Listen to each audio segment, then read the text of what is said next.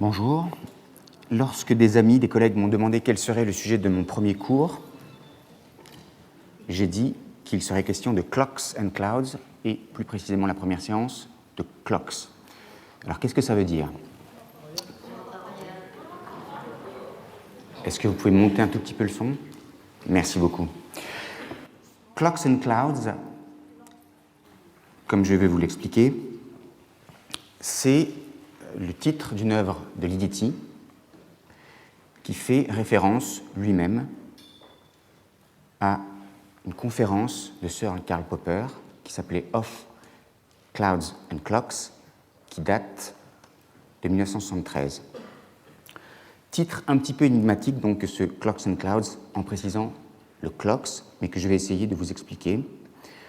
Comme vous le savez, pour cette chaire de création artistique, je vais parler pour l'essentiel de la musique d'autres compositeurs, mais il m'arrivera ponctuellement pour certaines séances, de façon plus exhaustive pour d'autres, comme celle-ci, de parler de ma propre musique. Alors, j'ai fait, il y a maintenant un moment, un DEA, puis une thèse sur les études pour piano de Ligeti. C'est une œuvre extrêmement riche. À mon avis, la musique pour piano la plus jouée dans la musique savante parmi les œuvres écrites après 1945. C'est un cycle qui est au répertoire de quantité de grands pianistes et qui est imposé pour bien des concours internationaux. Les études pour piano de Ligeti sont aussi parmi les plus redoutables techniquement de tout le répertoire pianistique, et Ligeti s'est même demandé à plusieurs reprises s'il n'avait pas écrit l'œuvre la plus difficile qui soit pour piano. Alors, comme vous n'êtes peut-être pas tous familiers de la production de Ligeti, je vais juste rappeler qu'il y a 3 périodes, essentiellement dans l'existence créatrice de Ligeti, et que les études appartiennent résolument à la dernière période. Ces 3 périodes correspondent à une première période qui serait la période dite hongroise de Ligeti, avant l'exil du compositeur en 1956 pour l'Ouest.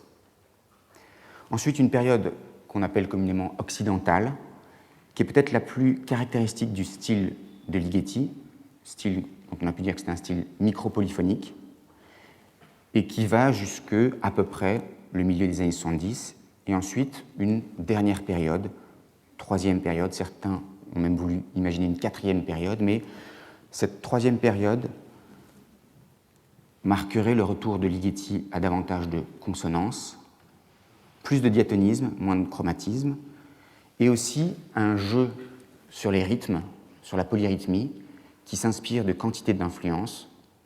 Ligeti, compositeur éponge, comme on a voulu dire, s'inspire de beaucoup d'influences, qui sont par exemple les musiques extra-européennes, tout particulièrement la polyphonie des Pygmées, également la musique d'un compositeur assez étonnant qui s'appelle Conlon Nancaro, qui a passé pratiquement toute sa vie à écrire pour piano mécanique, des œuvres qui étaient tellement difficiles d'exécution du point de vue rythmique qu'il préférait les confier à des machines, des pianos mécaniques. Également, mais de façon plus indirecte, l'influence de certaines théories issues des sciences, et en particulier des mathématiques. Tout cela a fait le substrat de cette dernière période dont il va être question en partie ici. Alors pour commencer sur Clocks and Clouds, je voudrais vous citer un extrait de Of Clouds and Clocks, cette fameuse conférence de Karl Popper. My clouds are intended to represent physical systems which, like gases, are highly irregular, disorderly, and more or less unpredictable. On the other extreme, a very reliable pendulum clock, a precision clock intended to represent physical systems which are regular, orderly, and highly predictable in their behavior. Proposer une typologie des études de Ligeti semble tenir de la gageure. Peu de commentaires s'y penchent, mais on a par exemple certains commentateurs qui ont voulu imaginer quelques oppositions assez marquées dans les études de Ligeti. Il y aurait une première opposition qui toucherait à la question de savoir si on a affaire à une influence de Bartók ou une influence de Debussy.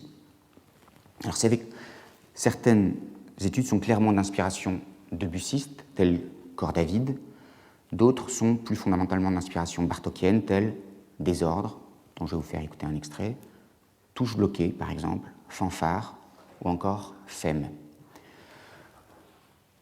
Un commentateur qui est Paul Griffiths trouve par exemple dans En suspens une réminiscence du clair de lune et plus généralement place les études qui distillent des flous irisés d'harmonie et de rythme sous l'ascendance de Debussy, celui des études mais aussi celui des préludes parmi lesquels Feu d'artifice, je cite, l'une des pièces les plus ligetiennes composées avant la naissance de Ligeti. J'aurai l'occasion de revenir sur cette rétroaction et sur l'idée d'un plagiat par anticipation quand il s'agira de musique et imposture. À la fin de Feu d'artifice, précisément, on reconnaît en citation des bribes de la Marseillaise qui aurait inspiré à Ligeti la notation como un corno da lontano, comme un corps dans le lointain, qui figure aux dernières mesures de corde à vide. Alors pour d'autres commentateurs, cette allusion à un corps lointain évoque aussi Debussy, mais en les faisant penser cette fois à la poétique du corps anglais dans le prélude à l'après-midi d'un faune, ou encore à Nuages. Toujours à propos de cordes à vide, deuxième des études, qui semble avoir été unanimement ressentie par les commentateurs comme l'étude où l'influence debussiste est la plus évidente, Denis Boulian parle d'une musique fugace, fluide, qui n'est pas sans rappeler le climat du début de l'étude numéro 11 pour piano de Debussy, pour les arpèges composés. Pour un autre, Stephen Ferguson, c'est la présence de quintes à vide dans cette étude qui trahirait une inspiration debussiste. Voilà pour les références à Debussy. Alors quant à Bartók, les références des musicologues sont plus nombreuses et mettent en jeu un choix d'études beaucoup plus varié. Selon Pierre-Michel Ligeti, ne s'est pas privé, je le cite, de marcher dans les traces de ses prédécesseurs célèbres comme Bartók, quatrième des bagatelles opus 6, où deux tonalités sont données aux deux mains, comme dans les études numéro 1, 7 et 11. Et le commentateur insiste un peu plus loin sur touche bloquée, dont le caractère haletant et de plus en plus impulsif rappelle Bartók sur bien des points. Richard Steinitz, lui, fait remarquer que les deux premières mesures de fanfare qui le frappent par leur désarmante banalité pourraient être facilement confondues avec l'une des sidances en rythme bulgare, mais, corrige-t-il aussitôt, la suite de l'étude est une démonstration impressionnante de la différence entre plagiat et originalité. D'autres voient encore une articulation bartokienne au centre de Désordre, dont il va être question, des attaques résolument bartokiennes dans Femme. Note également que la partie centrale de Touche bloquée connaît une évolution des modes d'attaque qui vont du non legato pour aboutir à des attaques à la Bartók, accent incisif, etc. Alors, parler de Debussy et de Bartók à propos de Ligeti est parfaitement justifié, puisque le compositeur lui-même revendique pour son œuvre leur héritage. Je le cite, « Concernant l'ancrage de mon propre travail dans la tradition, j'ai déjà retracé mon changement de père spirituel à travers le passage de Bartók à Debussy, et on peut remarquer que cette substitution progressive du français au hongrois comme figure tutélaire semble d'ailleurs très avancée, puisque Ligeti m'avait confié en mars 2001 « Quand j'écris les études pour piano, le compositeur que j'ai le plus à l'esprit, c'est Debussy, son œuvre pour piano et aussi pour orchestre, La Mer. » Mais il me semble que vouloir établir une dichotomie des études selon qu'elles ont été influencées par l'un ou par l'autre des compositeurs est une tâche malaisée, et ce, d'une part parce que certaines études n'appartiennent à aucun des deux groupes, d'autre part parce qu'il en est à l'inverse qui réunissent des caractéristiques des deux. Enfin, on peut se demander s'il est vraiment légitime de séparer de la sorte des études debussistes et des études bartokiennes, alors que Debussy lui-même a écrit Mouvement, qui par certains côtés semble annoncer Bartók, et que parallèlement certaines pièces de Bartók, telles le Château de Barbe-Bleue, sont parsemées de réminiscences debussistes.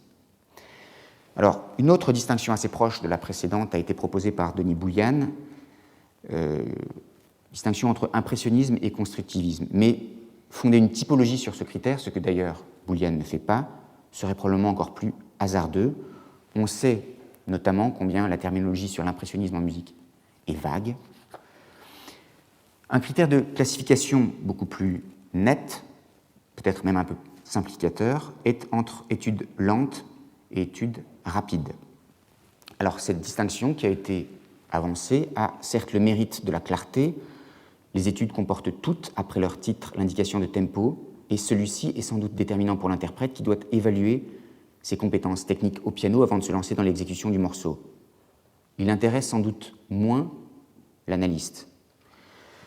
S'il permet de séparer dans les premiers cahiers des études, les 2 premiers cahiers, 3 études lentes, corde à vide, andantino con moto, arc-en-ciel, andante molto rubato, en suspens, andante con moto, de toutes les autres qui partagent une extrême vitesse, presto, prestissimo, molto vivace, vivacissimo, ces dernières, c'est-à-dire les études rapides, sont de loin les plus nombreuses et n'ont parfois pas grand-chose en commun. Alors, à ce propos, Pierre-Laurent Aymard note qu'il n'est pas si simple de fixer un tempo précis par une indication métronomique, par exemple. En effet, dit-il, l'indication portée par le compositeur avant la première exécution de l'œuvre peut ne pas être conservée, car, je le cite, les choses changent de la réalisation. Pour cette raison, un certain nombre d'études portent la mention noir égale, point d'interrogation. Et avant de publier le 2e cahier, nous avons fait, nous, c'est-à-dire Pierre-Laurent Aymard et Ligeti, une séance d'exécution pour fixer les tempi. Malheureusement, les tempi se sont perdus au fond de la poche de Ligeti et quelques-uns de ceux qui ont été publiés sont erronés. Je me permets d'ailleurs de terminer par une anecdote sur le sujet. Lors de la séance qui montre un documentaire d'Emmanuel Franc avec Ligeti et son pianiste Pierre-Laurent Aymard qui discute du tempo de Pour Irina, le compositeur demande à Pierre-Laurent Aymard de jouer l'étude selon tel tempo, puis selon tel autre, et tel autre encore, pour finalement se déclarer satisfait et conclure « Ce tempo vaut pour une éternité provisoire ». Alors, une 3e opposition a été suggérée par les commentateurs, c'est l'opposition entre le continu et le discontinu. Alors, cette opposition a longuement été expérimentée par Ligeti lui-même lors de sa période dite occidentale. Je vous ai dit donc la période médiane entre une première période et celle qu'on a coutume d'appeler la dernière, depuis, on va dire, le milieu des années 70, ainsi que le rappel Alain Poirier, je le cite, au statisme d'atmosphère, c'est-à-dire 1961, est traditionnellement opposé l'événementiel à partir du provoquant Poème symphonique pour 100 métronomes, 1962, ou de l'épisode des horloges démoniaques de Nouvelles Aventures, 62-65. Toutefois, il faut avoir présent à l'esprit le fait que dès le 2e quatuor à cordes, et plus encore à partir des 10 pièces pour quintette avant, ce qui intéresse avant tout Ligeti n'est pas toujours l'opposition en tant que telle, entre continu et discontinu, mais le résultat perceptif d'ensemble, c'est-à-dire une réalité sonore qui oscille constamment entre les 2 pôles de l'opposition, continu et discontinu. Il n'y a pas de frontière stricte entre les 2 termes, mais une porosité contrôlée, un va-et-vient entre des plages plus ou moins marquées. La terminologie elle-même, discontinu-continu, n'est d'ailleurs pas tout à fait satisfaisante. Ainsi, un simple effet de pédale, comme dans corde à vide, où la mention fil-pédale porte sur toute l'étude, peut totalement brouiller la distinction. Alors, on peut se dire qu'il est peut-être préférable d'utiliser le terme de mobilité versus immobilité, ou encore dynamique statique. Je propose, quant à moi, de parler de clocks et de clouds. Je l'ai dit, c'est en référence à l'œuvre éponyme de Ligeti, qui est créée en octobre 1973, le mois de ma naissance, que j'ai choisi cette appellation, elle-même empruntée au titre d'une conférence de Karl Popper et devenue emblématique de tout le langage du compositeur. Dans Clocks and Clouds, Ligeti imagine 2 façons de ressentir l'écoulement du temps. La première qui se fonde sur la notion de périodicité, la seconde qui repose sur l'idée d'une musique plus fluide. Les horloges, les clocks, représenteraient des structures pulsées, métriques, ponctuelles, tandis que les nuages, les clouds, seraient des éléments non quantifiables si ce n'est par des méthodes statistiques. Alors, je vais essayer de définir de façon un peu plus précise ce que je vais entendre ici par clocks et clouds. Dans sa période occidentale d'apparition à Lontano, c'est-à-dire de 58-59 à 67, Ligeti a plutôt été le compositeur des clouds. Puis les clocks en sont venus à occuper dans son écriture une place grandissante. Ainsi, même si on peut encore parler de clouds pour des œuvres composées après le Grand Macabre, 74-77, c'est-à-dire pendant cette dernière période, c'est dans un sens assez différent de celui des années 60 où l'impression nuageuse naissait d'une extrême densification à la fois rythmique et polyphonique du tissu orchestral, de sorte que les choses semblaient perçues globalement. Dans les pièces postérieures, l'écriture de Ligeti s'étant complètement désaturée par réaction au chromatisme, c'est plutôt le halo qui entoure chaque note prise individuellement qui suggère l'impression de nuage, et la perception peut tout à fait être locale. Enfin, les œuvres les plus récentes, qui font de nouveau appel à un effectif orchestral important, par exemple les mouvements lents du concerto pour piano, du concerto pour violon, du concerto pour corps 2001, vont revisiter cette notion de nuage dans un sens qui n'est peut-être pas sans évoquer celui des premières œuvres orchestrales de la période occidentale. Comme Ligeti le dit lui-même, il y a là comme une sonorité sale, issue du miroitement d'atmosphère et du requiem. Cependant, la saturation chromatique et la micropolyphonie ont cédé la place à une écriture qui explore les échelles non tempérées, raison pour laquelle on a pu vouloir voir dans cette ultime période une quatrième période qui viendrait après la troisième, qui explore essentiellement rythme, polyrythmie, polymétrie. Alors si avec le temps la signification du terme clouds et l'impression nébuleuse qu'il traduit ont donc quelque peu évolué, le terme clocks, lui, peut se comprendre comme évoquant un mécanisme détraqué, un flot ininterrompu du modèle répété de type continuum. Et il se signale souvent par des indications qui mêlent tempo et caractère, comme le vivacissimo molto ritmico en tête du deuxième mouvement du trio. Alors, quelques exemples de ces musiques clocks.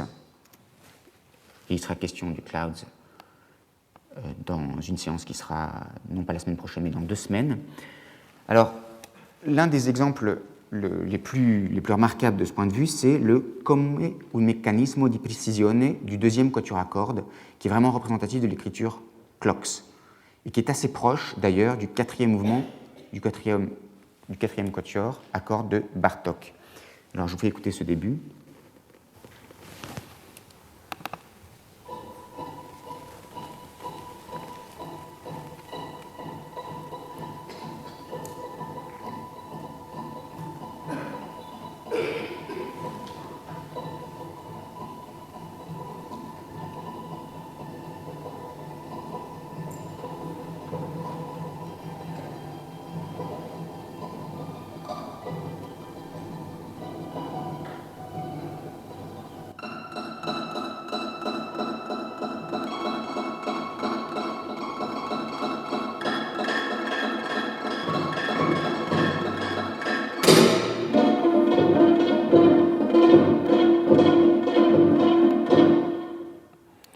Alors, qu'est-ce qu'on peut dire? On peut dire que c'est probablement le clocks à l'état le plus pur, le plus chimiquement pur, entre guillemets, au sens où vous avez effectivement une succession d'événements sonores avec les différents instruments, et on a l'impression qu'à chaque fois, vous allez modifier l'un des paramètres qui peut être soit la périodicité de ces événements, soit la hauteur elle-même, soit le timbre, soit tout simplement le fait qu'un violoncelle n'aura pas du tout le même timbre qu'un violon sur la même note, et tout cela va finalement produire un mécanisme qui donne l'impression de se détraquer. C'est le fameux mécanisme détraqué de Ligeti.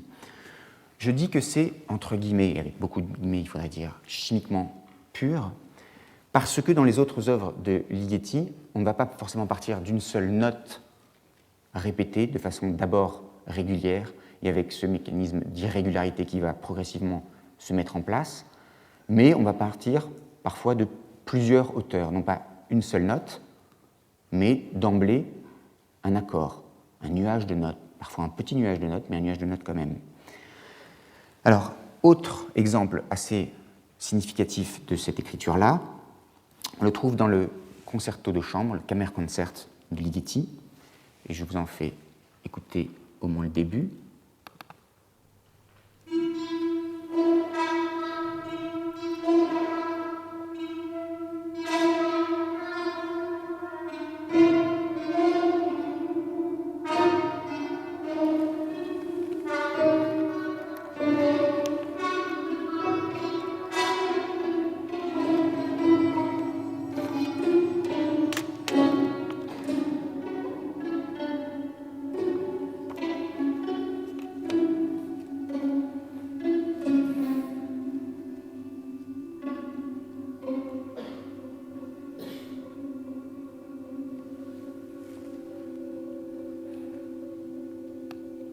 alors sorte d'étrange tic-tac par lequel cet extrait se termine. Le mouvement est beaucoup plus long. Pourquoi ces deux extraits? Là encore, je pense que ce sont les plus emblématiques de ce style clocks chez Ligeti. Les titres sont assez éloquents. Je vous l'ai dit, pour le deuxième quatuor à cordes, come un meccanismo di precisione, comme un mécanisme de précision. Et puis, pour celui-ci, movimento preciso e meccanico, c'est-à-dire, à chaque fois, l'idée d'une musique de machine, musique d'horloge qui se détraque. Donc, l'avantage des notions de clocks et de clouds, c'est qu'elles reprennent au moins dans leurs grands traits chacune des différentes oppositions que j'ai citées plus haut, Bartók contre Debussy. Le clocks serait du côté de Bartók, le clouds de Debussy, éventuellement constructivisme, impressionnisme, surtout vif, lent, et discontinu, continu. Il n'est d'ailleurs probablement pas anecdotique de faire remarquer que, d'une part, le premier des trois nocturnes pour orchestre de Debussy s'intitule précisément Nuages, et que Ligeti a reconnu avoir pris pour modèle du troisième mouvement de son deuxième quatuor, dont je vous ai fait écouter un extrait, très représentatif de l'écriture clocks, le quatrième mouvement du quatrième quatuor à cordes de Bartók. Mais parler de clocks et de clouds présente en outre l'avantage de subsumer ces oppositions. Du fait que l'on n'a plus à se situer sur un seul plan, il me semble qu'on dispose là d'un outil d'investigation plus puissant. Au lieu d'utiliser des oppositions binaires, toujours un peu simplistes, la problématique clocks et clouds permet d'envisager l'analyse de façon multidimensionnelle, plus riche en complexité. Elle n'oppose pas systématiquement le clocks et le clouds, car, comme l'écrit Harry Albrecht, on passe sans cesse d'un état à l'autre par dissolution ou coagulation, Ligeti parle de condensation, graduelle, un peu comme, je cite toujours Albrecht, un peu comme un objectif photographique mis ou démis au point avec de nombreux fondus enchaînés, des horloges pulsant au milieu des nuages ou ceux-ci minant et fluidifiant celle-là. Bien que le clocks et le clouds soient ressentis comme contraires dans la perception, la problématique les réunit comme, je le cite encore, deux discours qui constituent en fait les deux mêmes faces d'un objet envisagé sous des angles différents. Alors, je vais, à l'occasion de la séance qui sera consacrée aux clouds, parler de ces différentes façons de passer de l'un à l'autre. Et je fais référence à l'une des œuvres apparemment les plus emblématiques du clocks chez Ligeti, qui est le poème symphonique pour 100 métronomes, une œuvre pourtant ancienne, 1963, qui est pris comme exemple du clocks pour des raisons finalement assez compréhensibles. Après tout, c'est une musique pour métronome. Mais vous allez voir que, par certains côtés, on peut se dire qu'on a affaire, au moins au début, à quelque chose qui est presque autant de l'ordre du clouds que du clocks. Alors, pour le reste, je vais me permettre de vous expliquer les raisons pour lesquelles j'ai fait cette assez large incursion dans le domaine du clocks et du clouds.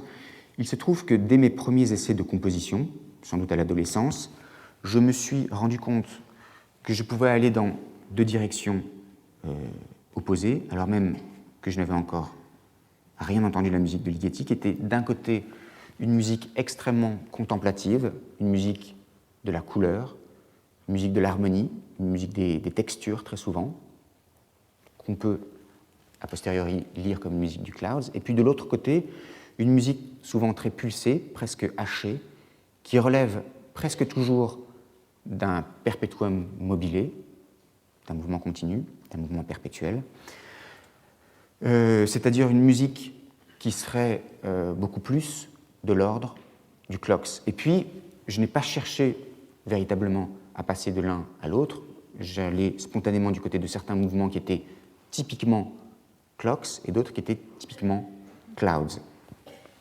Alors ce n'est qu'après, bien après en travaillant sur Ligeti, notamment sur ses études, que je me suis rendu compte que cette perception assez naturelle, assez spontanée de deux univers musicaux comme faisant partie de mon imaginaire de compositeur était en réalité très proche de ce que Ligeti entendait par clocks et par clouds, même si le vocabulaire harmonique que j'utilise est, je crois, différent et même souvent très différent de celui de Ligeti. Alors, j'ai la chance d'avoir avec moi Arnaud Thorette, qui est altiste et violoniste, et qui a créé, avec Johan Fargeau, une œuvre qui lui est dédiée, qui s'appelle Manhattan, qui est assez représentative, par certains aspects, de ce côté clocks de ma musique. Alors, avant de vous en jouer quelques extraits, je voudrais insister sur une chose, c'est que, alors même que pendant un certain temps, je me méfiais un tout petit peu d'une référence aux musiques actuelles qu'on trouve chez certains compositeurs de musique contemporaine, parce qu'elle me paraissait un peu suspecte. J'y voyais un simple effet de mode, car il semble de nos jours politiquement correct de mêler musique savante et populaire en un bric-à-brac parfois douteux. J'y voyais éventuellement une tentative de racoler un public jeune qui déserte les salles de concert classiques et souvent aussi, c'est peut-être le plus grave, une sorte de cache-misère pour masquer un manque d'inspiration de métier. C'est vrai que très souvent l'appel aux musiques actuelles se traduit par un simple collage incongru, comme lorsqu'un compositeur croit renouveler sa manière en introduisant une guitare électrique dans son opéra, ou qu'un autre, représentant assez typique de la paléo-avant-garde, trouve un bain de jouvence à décorer brusquement ses œuvres de titres en anglais. Alors, avec Manhattan et avec une autre œuvre dont il va être question, Destroy, je prends le risque de prêter le flanc à ces accusations de bougisme, de jeunisme et de provocation à bon marché. Et pourtant, d'une certaine façon, ces partitions s'inscrivent dans la continuité de mes pièces précédentes, et vous allez le voir, elles sont, je crois, assez typiques du clocks. Alors, quels sont les éléments que l'on trouve dans Manhattan qui peuvent y faire penser ?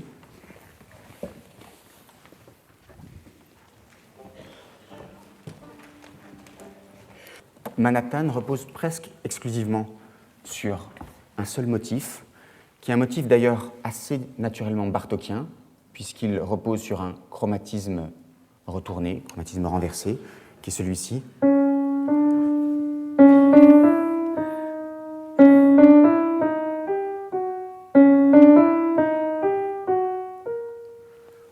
Alors pourquoi chromatisme retourné ? C'est parce que pratiquement à chaque fois, on a l'impression que l'on va par chromatisme dans une direction, et puis qu'on revient, là on allait en une direction qui était une direction ascendante, et puis on revient vers une direction descendante.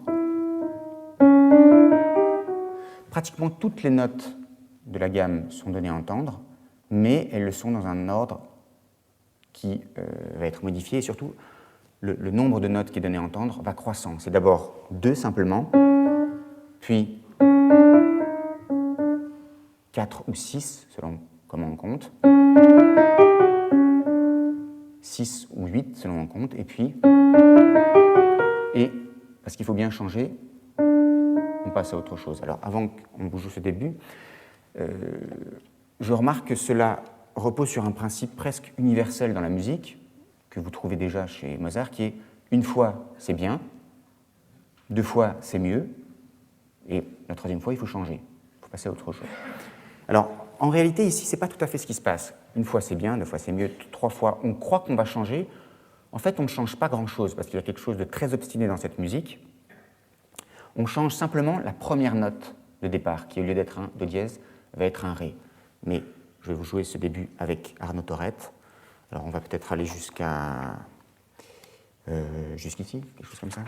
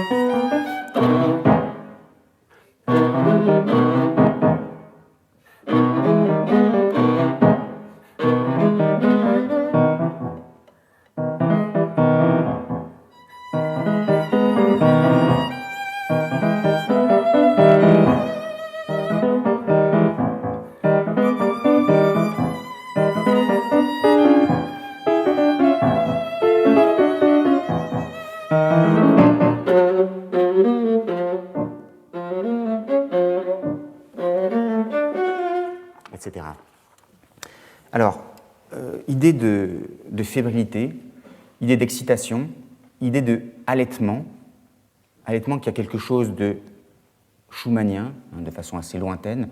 Il se trouve qu'à l'origine, cette pièce devait être écrite comme un hommage à Schumann, et peut-être ce côté, encore une fois, une musique qui a du mal à respirer, nous rappelle les halètements qu'on trouve assez souvent chez Schumann.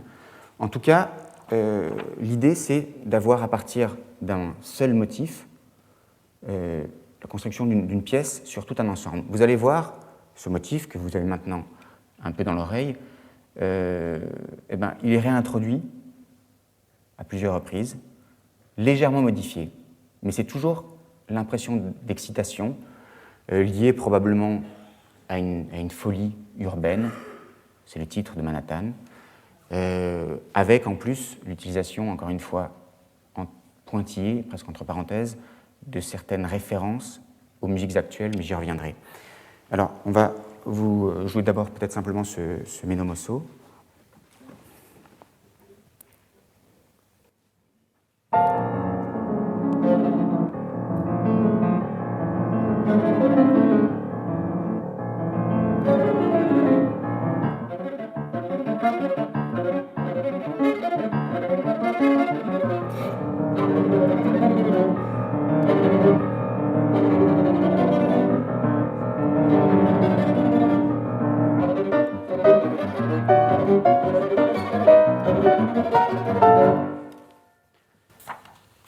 Donc, on aurait pu dire épisode de repos, un repos très relatif, puisque l'idée du clox, tel que je l'entends aussi, je vous l'ai dit, c'est suggérer, parfois de façon illusoire, mais suggérer quand même, l'idée d'un mouvement continu, d'un mouvement perpétuel.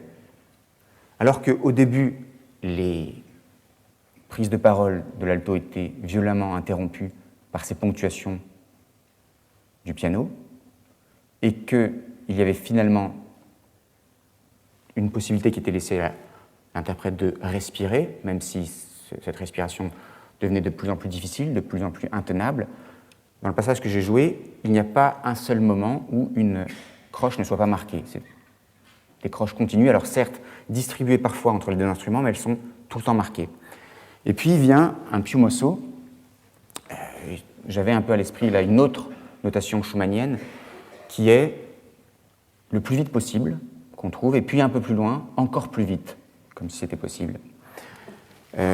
Donc, folie rythmique, folie polyrythmique dans ce déchaînement, dont on va vous donner un extrait.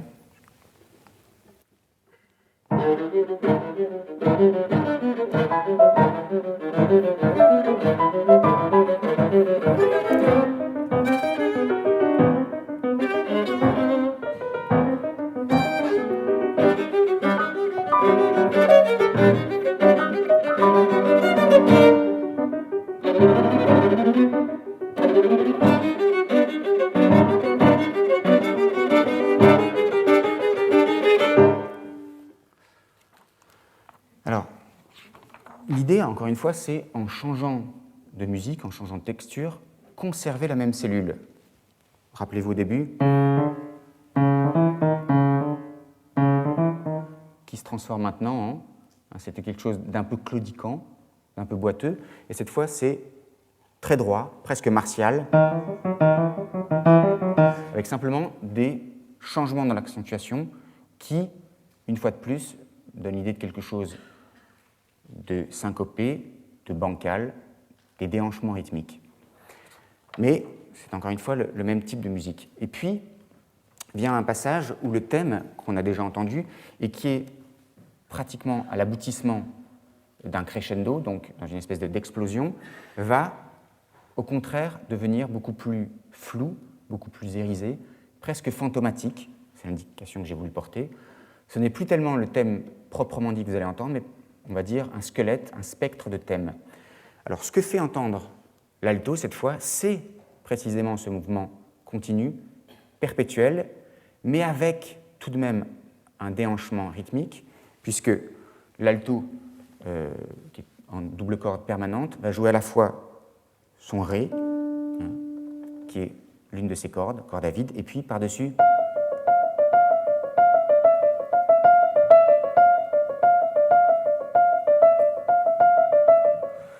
qu'est-ce que j'ai voulu faire ici dans cette succession qui paraît anarchique d'un 11-8, d'un 8-8, d'un 6-8, puis à nouveau 11-8, 8-8, 6-8, c'est obtenir quelque chose comme, on va dire, une synthèse que j'espère à peu près réussie entre ce qui est de l'ordre du prévisible et ce qui est de l'ordre de l'imprévisible. Si je répétais à l'identique,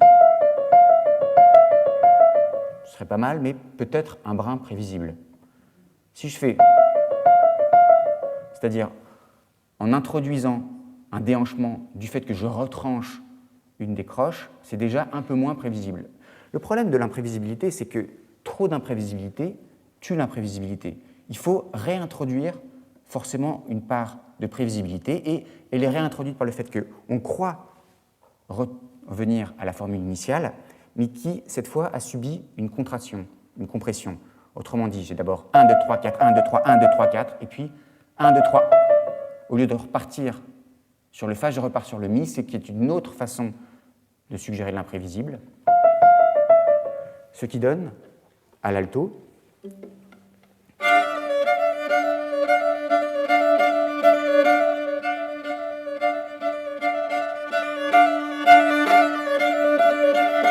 merci. Et le thème dont je vous ai dit qu'il était désormais fantomatique va apparaître en canon aux deux extrémités du piano. Je vais le jouer seul. C'est d'abord dans l'extrême grave, mais avec en canon l'extrême aigu.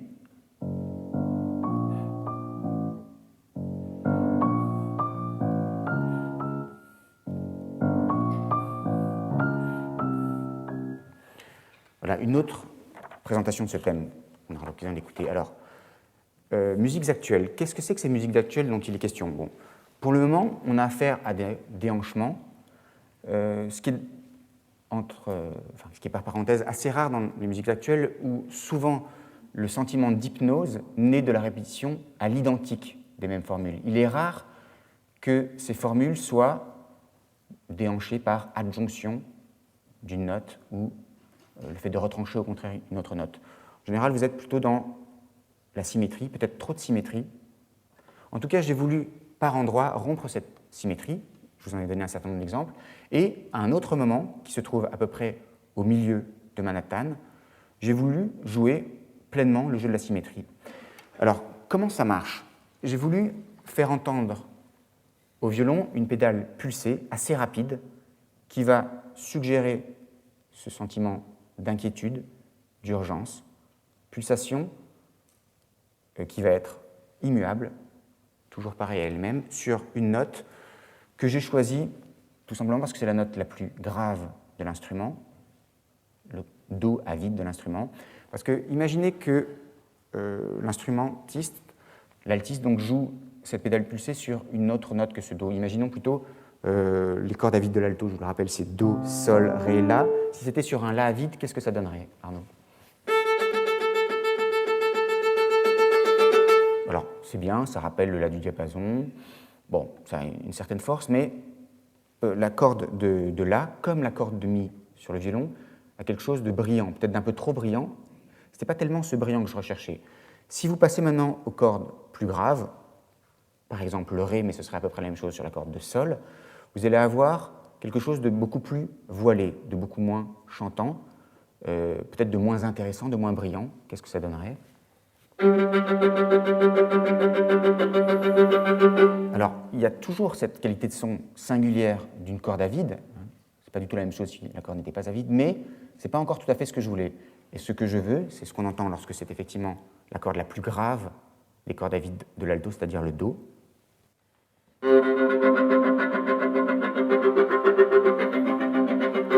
Ce qui donne, donc tempo primo,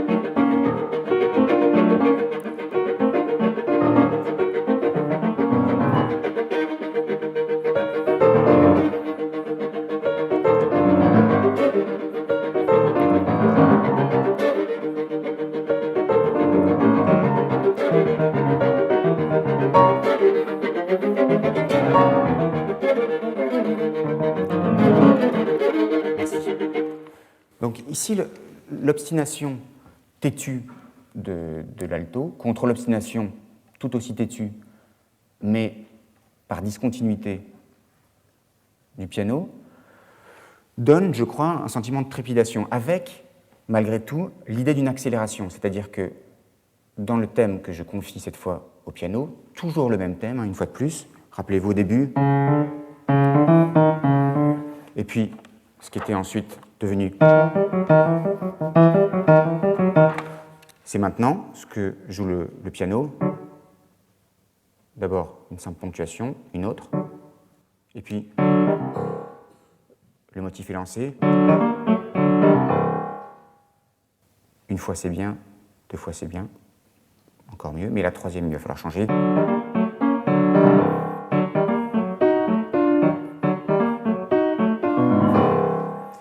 Donc le tout, ces interventions du piano sont chaque fois rapprochées dans un sentiment d'accélération, accélération assez précisément notée.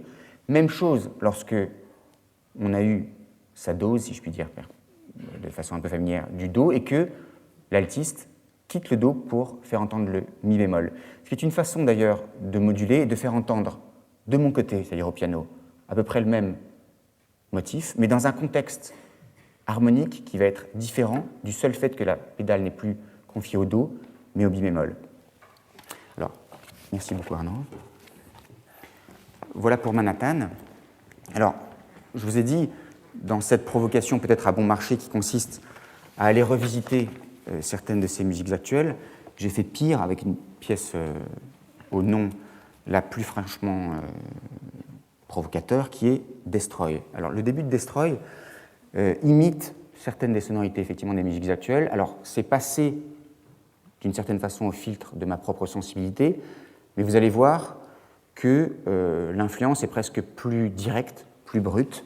Alors c'est une pièce pour clavecin amplifié ou piano, ici c'est une version au piano, et quatuor à cordes. Là c'est le quatuor Renoir qui joue, et c'est moi au piano, et c'est une version live.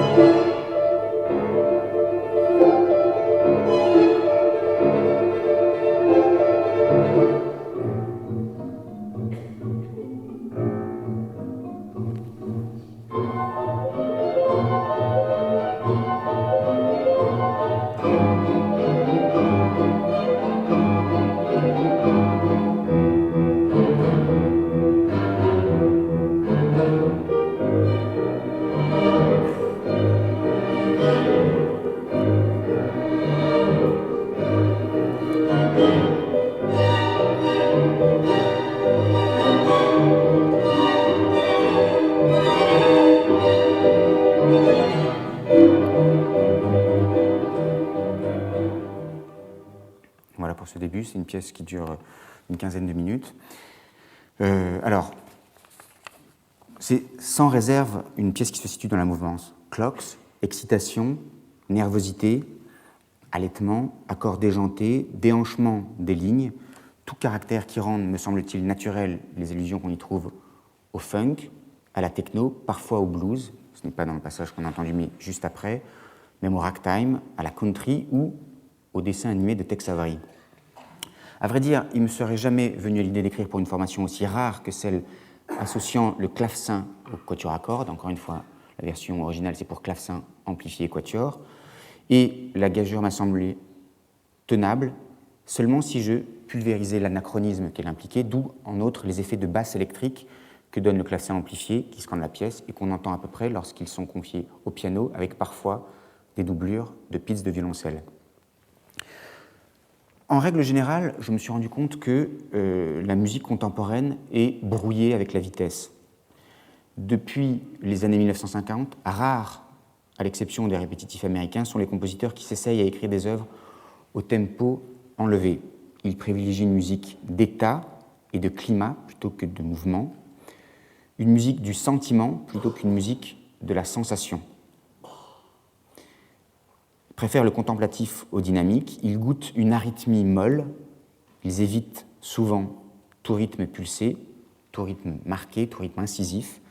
Est-ce la conséquence d'un choix qui les ferait se méfier d'une approche des sons trop immédiate, trop corporelle, pourrait-on dire, celle des musiques populaires de leur temps, ressenties comme primitives, voire primaires, et qui les conduirait, pour s'en distancier, à verser dans une intellectualité supposée plus pure?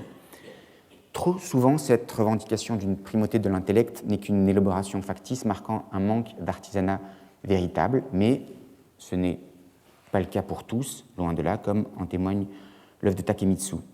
Alors, moi-même, et j'y reviendrai dans 2 semaines, j'ai longtemps pratiqué les atmosphères à la sensualité alanguie, l'onirisme, les mystères, les brumes, et sans pour autant renier mes premiers amours, il m'est venu l'envie de me lancer dans l'exploration d'un univers plus accidenté, plus tumultueux, de bruit et de fureur, si je puis dire, et sans renoncer à mes tendances apolliniennes, de tenter l'aventure du dionysiaque. Certaines œuvres, dont les 2 que vous venez d'entendre par extrait, sont un peu selon ce principe. Une autre qui aggrave, on va dire, l'impression de Clocks, c'est La Nef des Fous, qui approfondit certaines des incursions dans le domaine, et puis une autre, légèrement postérieure, qui date de 2007, qui s'appelle Paradis artificiel. Paradis artificiel commence très Clouds et devient progressivement très Clocks.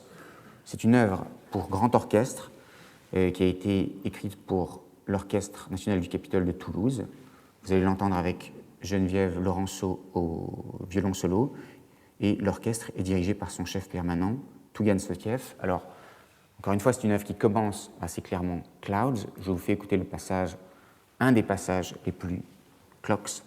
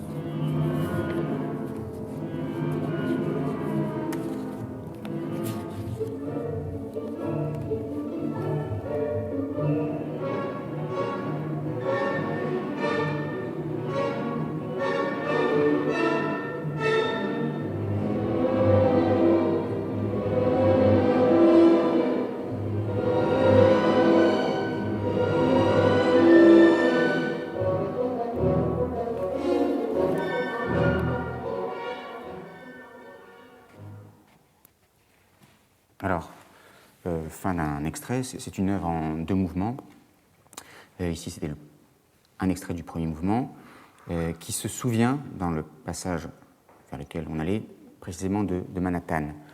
Manhattan orchestré, l'idée c'est de vous montrer que par endroits, et c'est ce qui m'amènera à la séance où il sera question du Clouds, par endroits, un simple effet d'orchestration peut brouiller la frontière entre ce qui est de l'ordre du Clocks et ce qui est de l'ordre du Clouds. Je l'ai remarqué à propos de Ligeti, il n'est pas rare que le seul fait de mettre de la pédale, beaucoup de pédales, de nimber le son de pédale, dans l'idée de cette nimbe du nuage, du Clouds, vous fasse brusquement passer de l'un à l'autre de l'état.